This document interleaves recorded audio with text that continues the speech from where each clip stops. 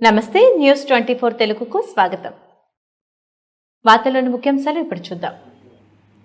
ఆందోళ్ జోగుపేట మున్సిపల్లో ఇందిరాగాంధీ జయంతిని కాంగ్రెస్ పార్టీ నాయకులు ఘనంగా నిర్వహించారు.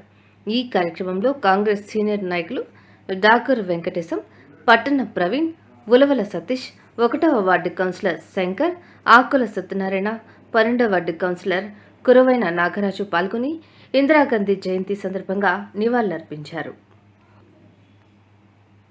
ఇందిరాగాంధీ గారిని ఎల్లప్పుడూ తలుచుకోవాలి. ఇందిరాగాంధీ గారు మన ప్రాంతం నుంచి పార్లమెంట్ కి ఎన్నుకోబడ్డది. ప్రధాని అయిన తర్వాత మెదక్ జిల్లాలో ఎన్నో రకాల సంక్షేమ పథకాలు కావచ్చు, ఇండస్ట్రీలు కావచ్చు, జీవన ఉపాధి కావచ్చు, ఈ గరీబీ హఠావో దాంట్లో ప్రధానంగా మన ఉమ్మడి మెదక్ జిల్లాకి ప్రత్యేకమైన పనులు చేశారు వాళ్ళు.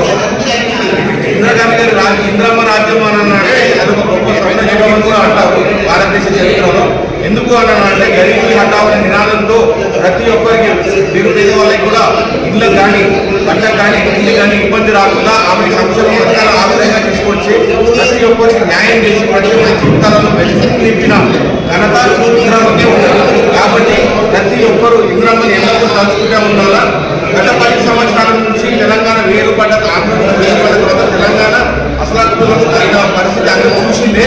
ఇప్పుడు 10 మాసాల్లో ఉంది కాంగ్రెస్ పార్టీ అధికారంలోకి వచ్చి మీరందరూ ఇచ్చిన బలంతోనే కాంగ్రెస్ పార్టీ అధికారంలోకి వచ్చి మళ్ళీ ఇంద్రమ్మ రాజ్యాన్ని తీసుకురాబోతున్నది.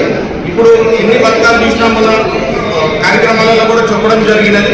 ఎలాంటి అభివృద్ధి కార్యక్రమాలు మన దగ్గర కాంగ్రెస్ పార్టీ చేపడుతున్నారు.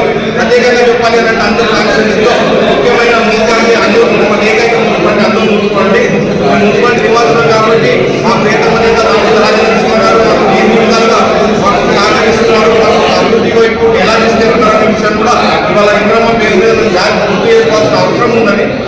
ఏదైతే డెవలప్మెంట్ నోచుకోకుండా పడిపోతుందో దానికి ఎన్నో విధాలుగా ఇన్ఫ్రాస్ట్రక్చర్ డెవలప్మెంట్ రోడ్లు కానీ, హాస్పిటల్ కానీ, స్కూల్ బిల్డింగ్లు కానీ, విద్య కానీ, వైద్యం కానీ ఎలాంటి లోటు లేకుండా రామోద రాజనరసింహ గారు ఆల్రెడీ శాంక్షన్ చేయడం జరిగింది.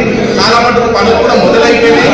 రేపు పొద్దున మాకు ఖచ్చితంగా మేము ప్రజలకు కూడా చెప్పగలుగుతాము, హామీ ఇవ్వగలుగుతున్నాము.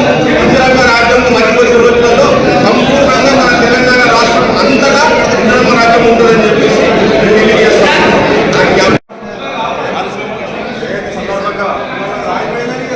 ఈరోజు కార్యకర్తలు కూడా వచ్చి కార్యక్రమాన్ని చేపట్టడం జరిగింది. ఇందిరాగాంధీ గారు జిల్లా నుంచి ఎంపీగా పోటీ చేసి మనకు ఇక్కడ ఎన్నో ఫ్యాక్టరీలు ఫ్యాక్టరీ కానివ్వండి, పిహెచ్ఎల్ కానివ్వండి, ఇవన్నీ కూడా ఇందిరాగాంధీ ఆయంలోనే వచ్చినాయి. ఇవన్నీ రావడం వల్ల మనకు యువతకు ఉపాధి కల్పించిన ఘనత ఇందిరాగాంధీ గారిని.